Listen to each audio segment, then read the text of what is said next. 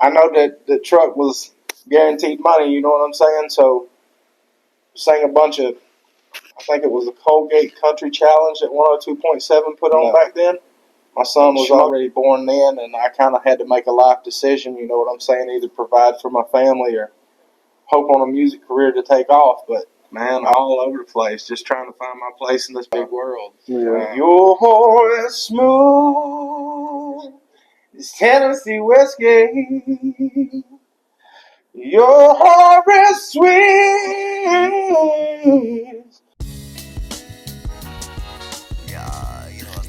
All right, good evening, ladies and gentlemen.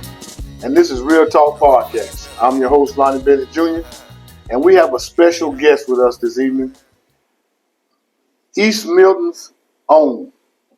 East Milton's own. Come to be a good friend of mine. I met this young man in my barbershop. I was taking care of his beard. We just started hitting it off. And we have a lot of stuff in common, especially music. The young man, as we know, or you don't know, or you will know if you haven't known, he can sing. He can sing. Now, his government name is something else, but we know him as Bullfrog Ward. How you doing, buddy? I'm doing great, man. How you doing? Man, it's good to have you here, bro. How's the drive over? Good to be here. Good to be here. There's a lot of people that's building up in East Milton. So that bridge is they one way in and one way out. They put you behind time, huh? Yeah, they are a few minutes behind time, and it's better to be late than never. I heard that, bro. Man, how's everything been with you? Been good. Been working hard. And been back from California for a little while, and this life's been lifing. So yeah, back at the grind. Back at the grind. Hey, man, for those that don't know you, don't know who you are, where you from, tell us a little bit about yourself, man. Tell us a little bit about your upbringing, man. How you come up, where you were born, where you were raised. Just all right. Where you moved from for?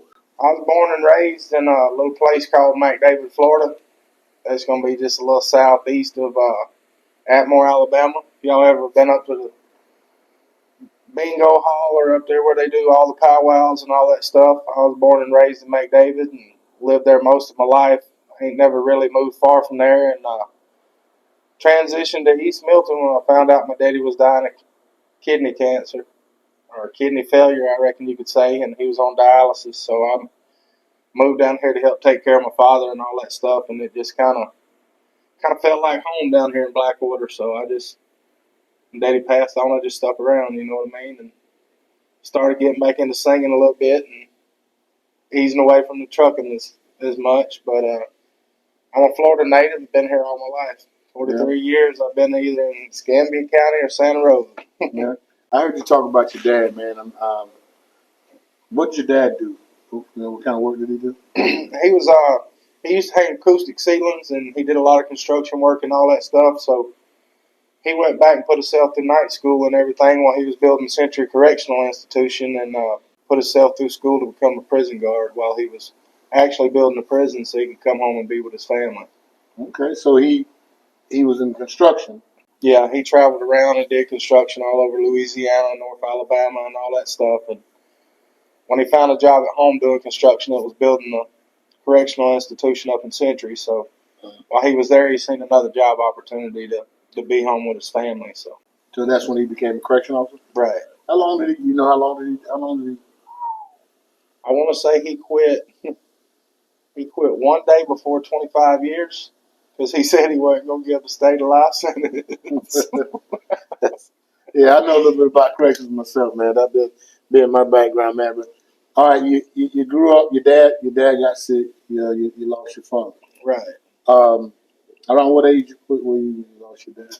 Oh man, so I'm 43 now. I'd have been about 30.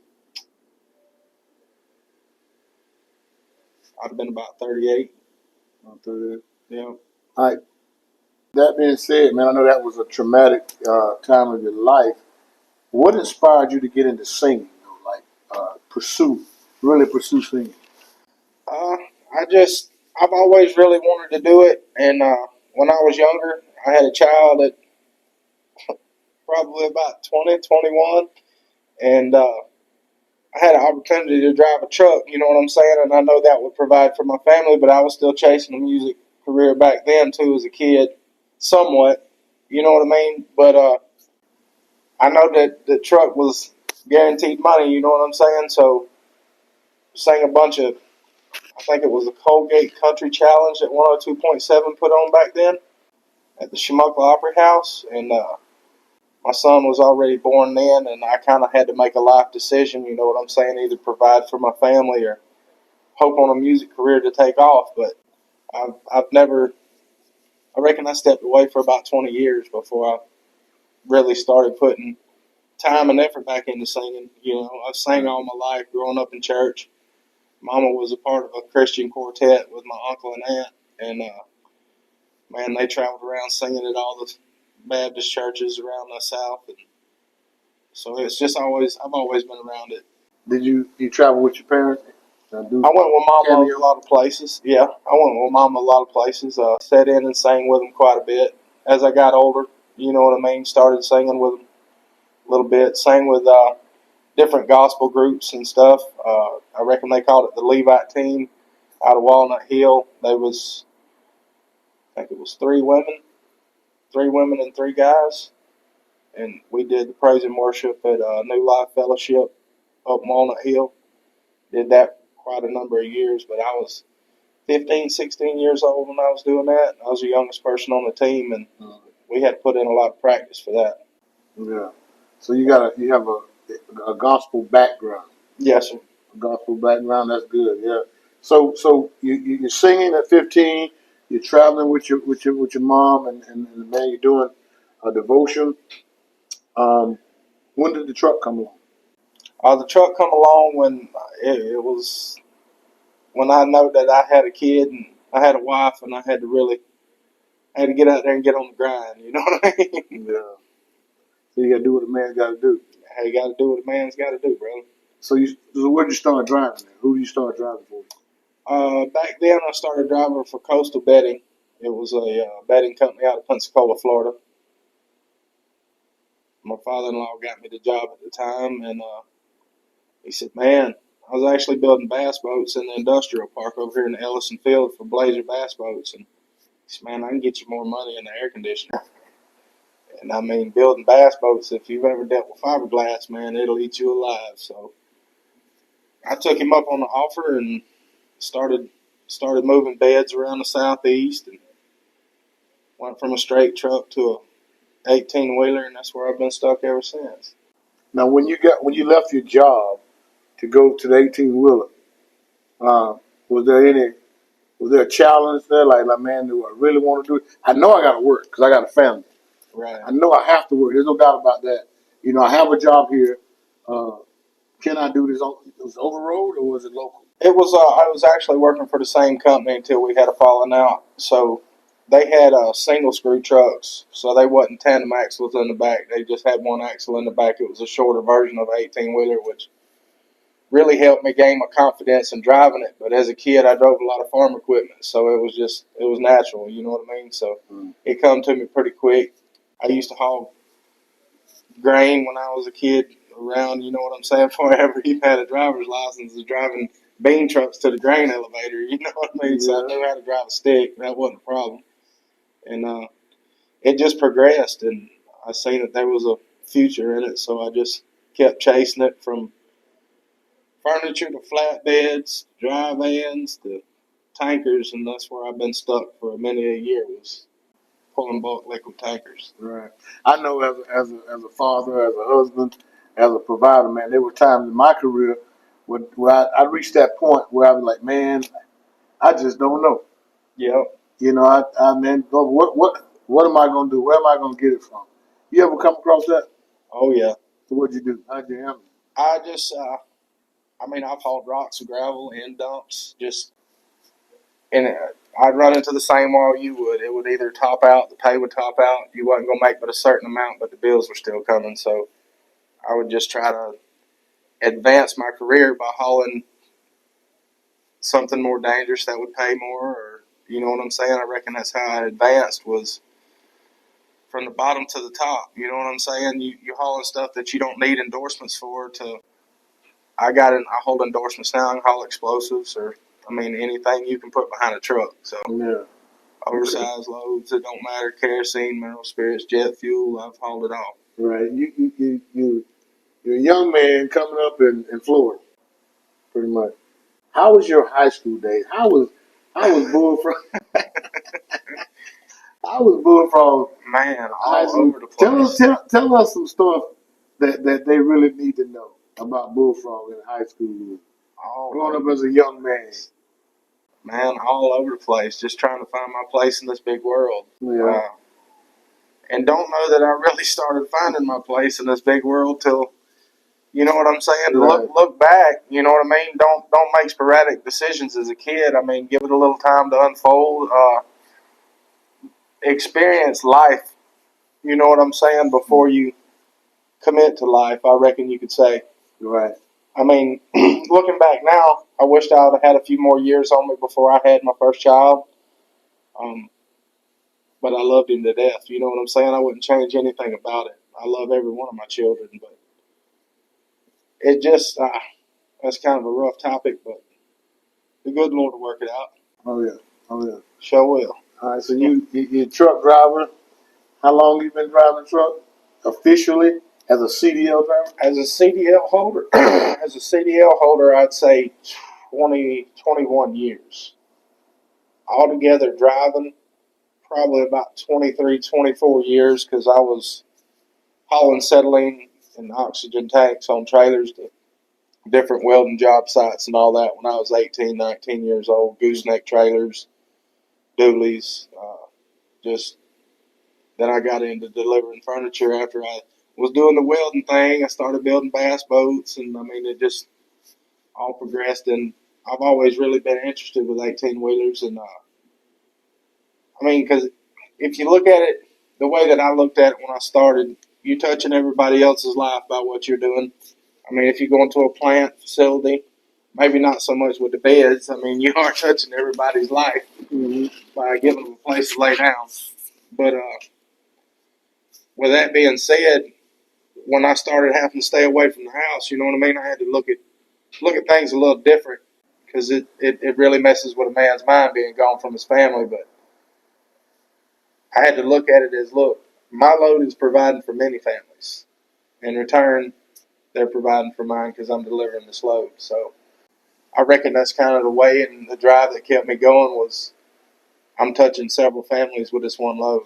If this one load's going to keep the whole shingle plant running, you know, and that's what I've been doing for years is running shingle plants, asphalt plants, and stuff like that with elevated temperature liquids. That was a blessing to me to be able to help them provide for their family also. You know, Right.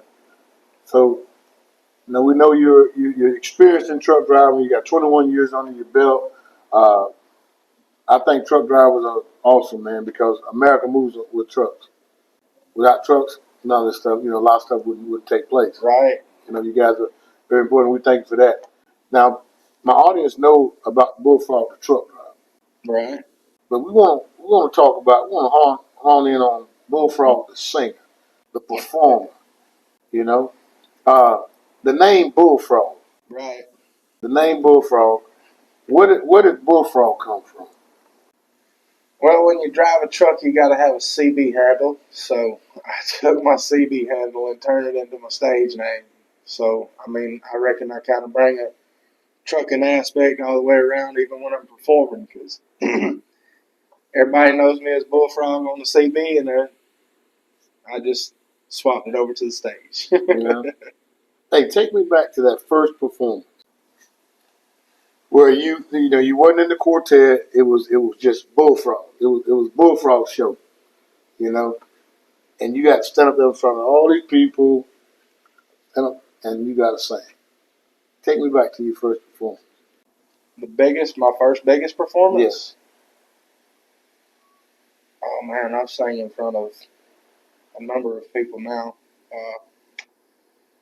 I'd say the biggest crowd would have been about 700 people at the Shamoka Opry House when I sang the Colgate Challenge. It was pretty much standing room only, and I was probably about 20 years old. What'd you sing? You remember? "She's My Kind of Rain" by Tim McGraw, No.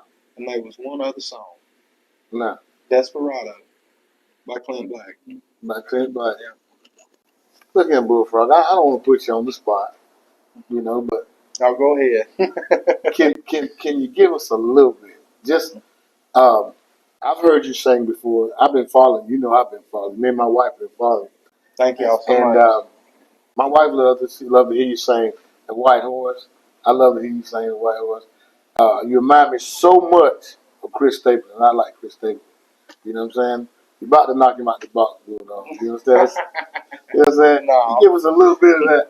What's that? Of The White Horse, or whatever you choose, man. Look into one of those cameras, man, and give us a little bit, bro. Oh man. If you don't mind. White Horse. You can't. There ain't no other song that you want to hear. Anything you want to say, anything you want, just give me all this a little bit. Whatever Bullfrog, whatever on your heart. Tennessee Whiskey's a favorite of mine also. That's a good pick.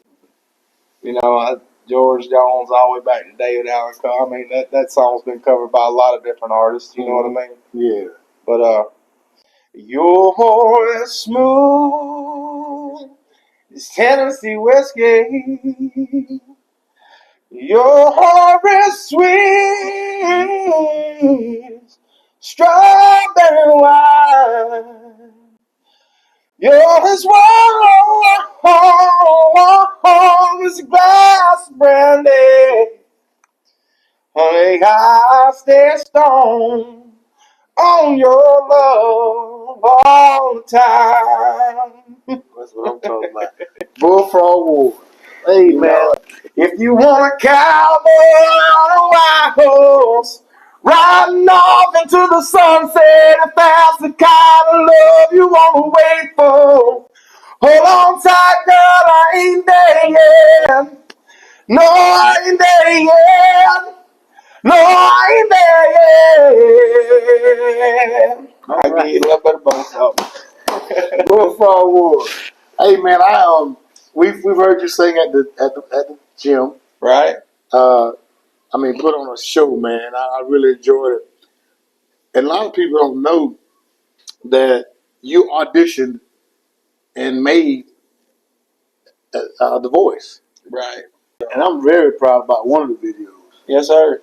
Because one of the videos is shot right here. Two of the videos was Two of them shot right here. Shot in your shop. Yeah. And that's Visible Change Barbershop and Salon, located at 6526 Caroline Street, right here in Milton, Florida. Yeah, y'all Visible need to come Change. see my man. If y'all got a beard or if y'all need your hair attended to, this man right here do you a great job. Hey, man, I appreciate that. Do you a great job. I appreciate that. Only man that touches my hair, except when I was on the West Coast. West Coast? Yeah, then I had a guy over there. He tightened me up a couple times.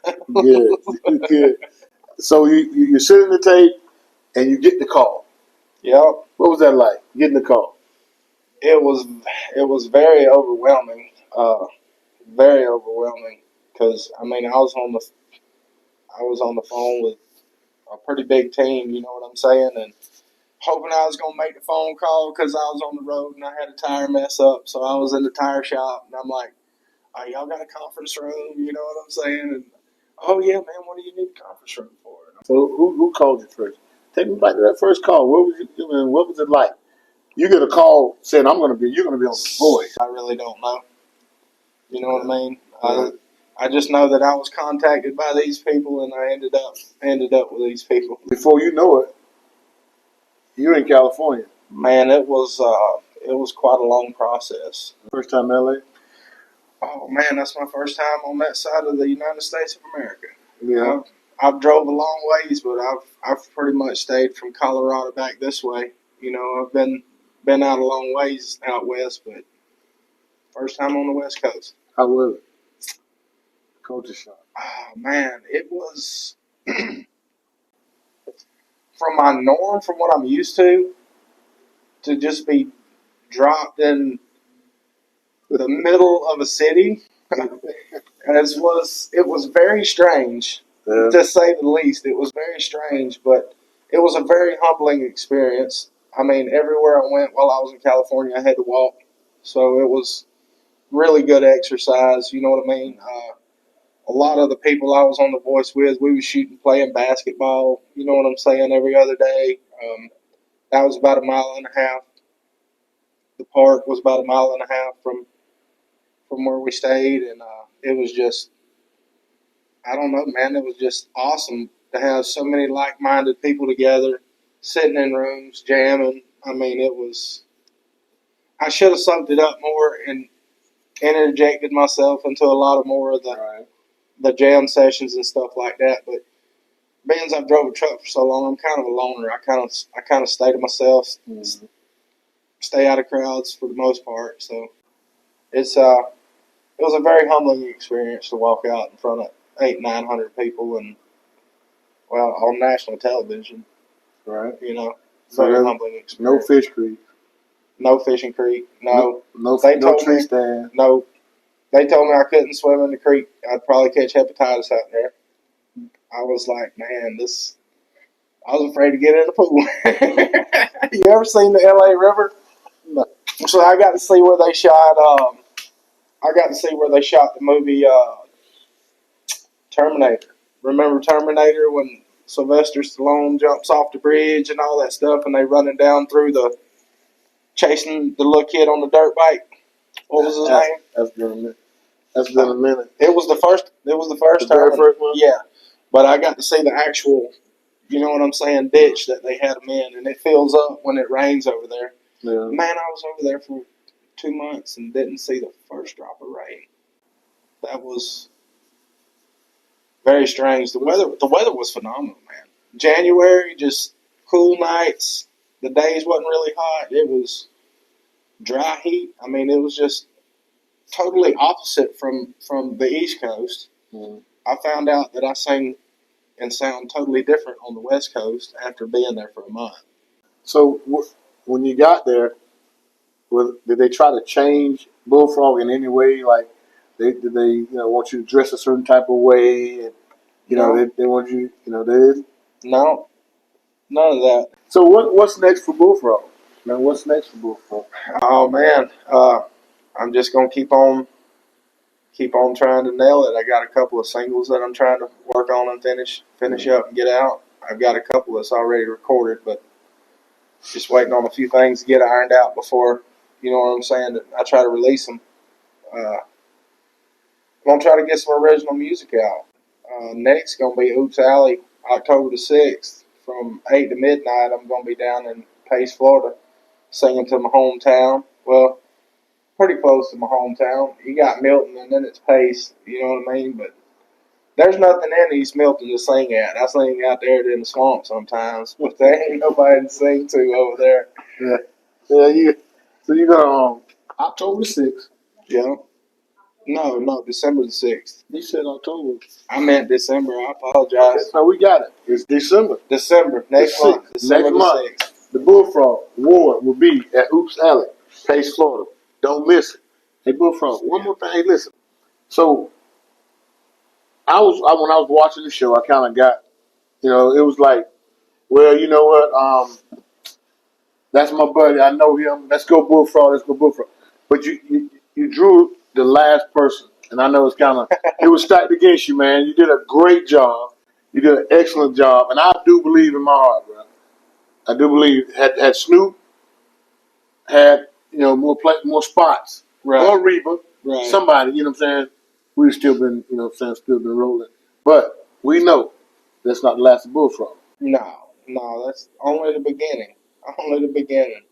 We've over the past year, even before going to the West Coast, I got to open up for Shenandoah twice with the national anthem. Once at the Sanger Theater in Pensacola, and then at Back Road Event Venue in North Alabama. That was two big events. Then we was doing Rockin' for St. Jude's. I want to say that was last month or the month before. Mm. I've been in some rehabilitation. I kind of screwed my back up, so we went down there 2 months ago because my back was still messed up then. And we rocked for St. Jude's and did a big benefit for them, for Jimmy Van Zant, and it was a good turnout. But I really enjoyed the time on on the West Coast, it was, man, I met so many awesome people, and to see how they're progressing in the show and growing as artists and all that other stuff. Jazz, shout out to Jazz. We walked together a few times, and Bernard, and I mean, just all of them. Ralph, Mackenzie, Austin. I mean, Trevor. I still talk to him quite a bit. Um, then you got the guy. I'm trying to think of his name because we always called him. He sings a lot of Chris Stapleton music too. Aaron Nichols. He's a class act, and Jacob. Got to spend a wonderful night with Jacob and kind of talk. You know what I'm saying? He's from the West Coast, and Ralph is from the West Coast, and just to meet people over there that really enjoy music as much as I do. You know what I mean? And for me to take my hobby, because you know what I'm saying? I do it. I still drive. You know what I'm saying? Mm-hmm. And sing whenever I get the opportunity. Parties, it don't matter. You know what I'm saying? Bar mitzvahs, weddings, it don't matter. Yeah. If y'all need some live entertainment, I'm down. And it's just a very humbling experience to take my hobby out there. To go up against people that do this on an everyday basis. Right. They got tour dates, you know what I'm saying, and all that. It's such a blessing in life. Right. Speaking of live entertaining live, a lot of people don't know this, but man, I'm forever grateful to you for this. Oh, yeah. Man, my family, my wife, my lovely wife, my kids, my sister, and everybody, they got together and they threw me a surprise 60th birthday. And I don't know how my wife pulled it off, but you know, she's always doing something wonderful for her baby.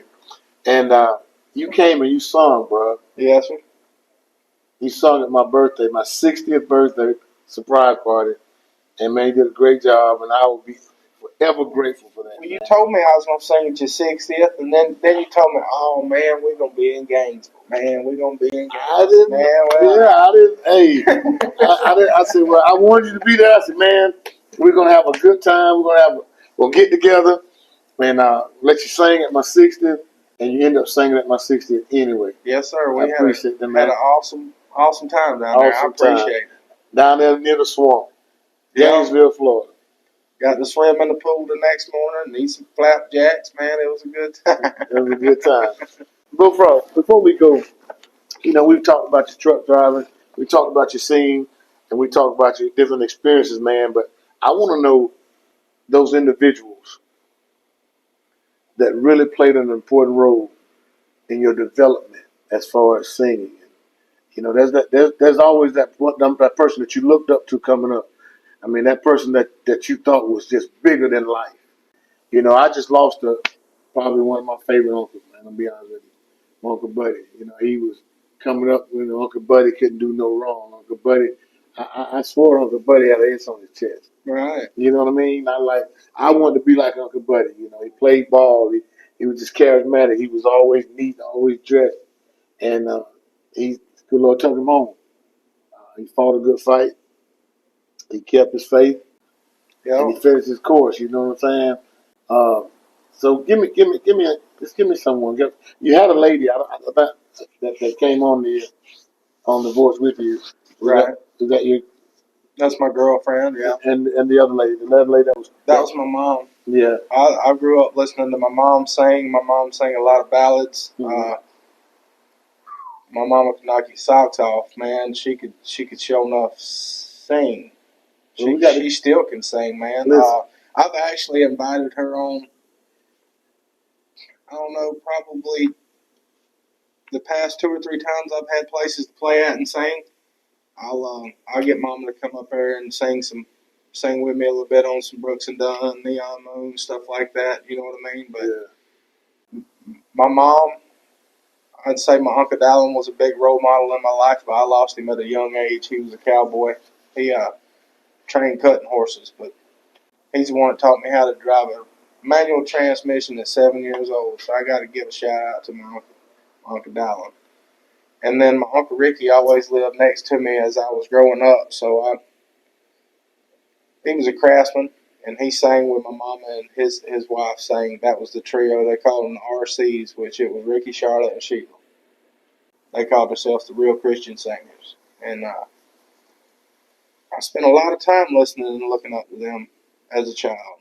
And then through my teenage years, there was several of us that was teenagers from 13 to the time we were 17. Man, I was surrounded by some awesome musicians. John McCullough, he's awesome on the piano. And we just would always go back and forth, you know what I'm saying? Go back and forth, and I'm like, oh man, they're awesome, you know what I'm saying? Maybe I can be that good one day. So it was always kind of like a challenge to try to see if you could sing as good as the next person, you know what I mean? But if you don't tune your singing to the piano, you're going to be off key.